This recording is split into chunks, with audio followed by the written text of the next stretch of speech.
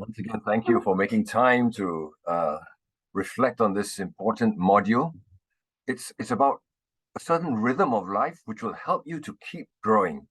So the four words to remember are preparation, action, reflection, rest. In fact, the picture that you're looking at right now kind of illustrates that Jesus said only one thing is needed. We pause from our constant action to take time to reflect and rest a little while.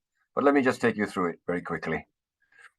You see, I'm hoping that you make this a part of your life. It's like a lifelong rhythm which helps you to keep learning.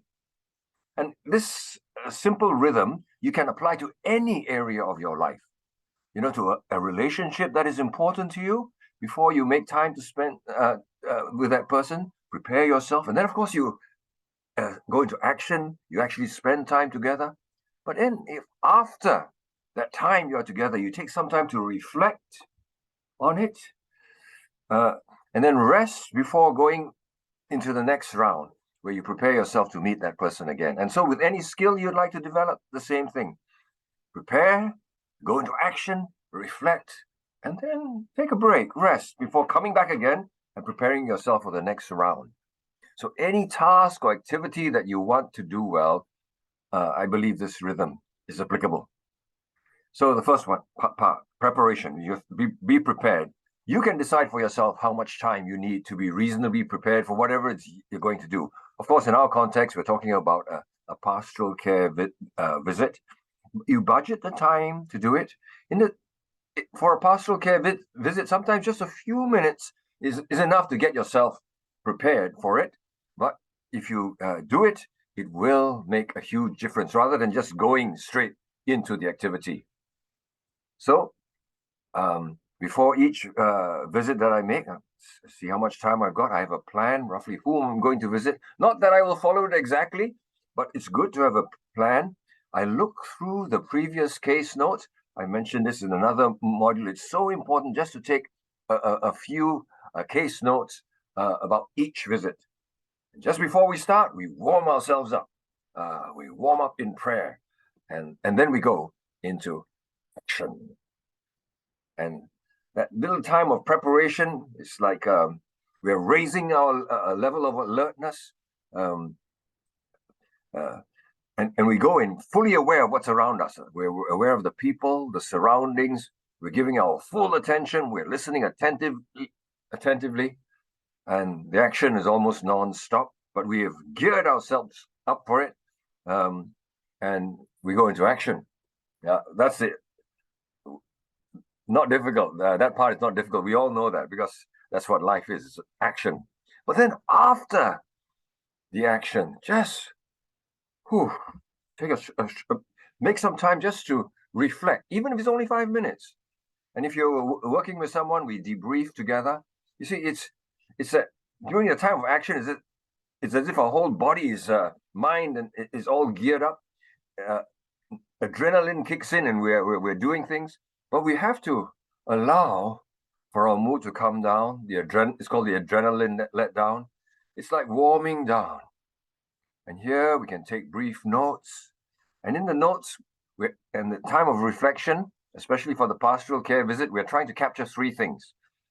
In a sense, each pastoral visit is like three ways of, it's a three-way listening. We're listening to, of course, the person that we are visiting.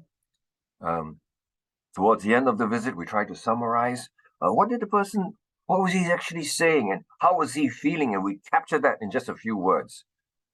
And then you take time to notice what has been going on in yourself. How have you responded to that time of pastoral visitation or to the activity that you're involved in? You're listening to the people around you, you're listening to yourself, but then finally, you're listening to the Lord. I believe the Lord wants to minister to us through every day. But if we take time to say, Lord, now that this activity is over, what is it you wanted to say to me? What can I learn from this? Three-way listening is a critical part of that time of reflection. And then after that, you just kind of chill out. You just rest, even if it's just for 1 minute before you prepare yourself for the next activity. this rhythm of resting before, in between each activity, and well, at the end of each day, is such an important, I suppose, discipline or rhythm of life. It's one of the Ten Commandments. Remember the Sabbath day, by keeping it holy. 6 days you shall labor. Now the work, the action part is very important, but the seventh is a Sabbath to the Lord your God. You see, there's a rhythm of working hard and resting well. On it, you shall not do any work, neither you, your son, daughter, male, female, servant, animals, any foreigner residing in your town. It's such an important rhythm of life. All right. 6 days the Lord was hard at work. He made the heavens and the earth, but he rested on the seventh day. So find that rhythm, working hard, resting well, and help those around you to find it as well. I love this verse in Hebrews chapter 4, which says, we have to make every effort to enter God's Sabbath rest. You see, rest doesn't come by chance. You have to budget time for it, plan for it. So physical rest, enough sleep, will really enhance the whole quality of your life.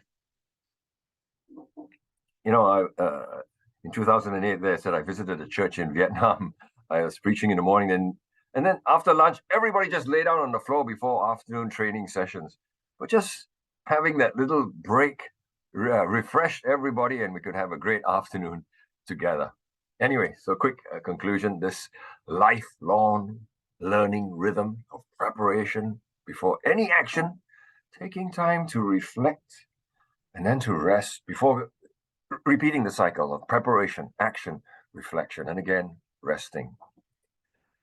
If we do this, every new day, every opportunity is an opportunity for us to keep growing in our capacity to love, become a slightly more loving person. Love that verse in Corinthians, which reminds us that God is at work in us. So that reflection time, that resting time allows him to work in us. And he's transforming us into his image. So outwardly we may be wasting away, but inwardly we can be renewed day by day. So that's my hope for you. I hope you keep growing in your capacity to care for others. So take care of yourself. All right. And this rhythm of growth is such an important part of that.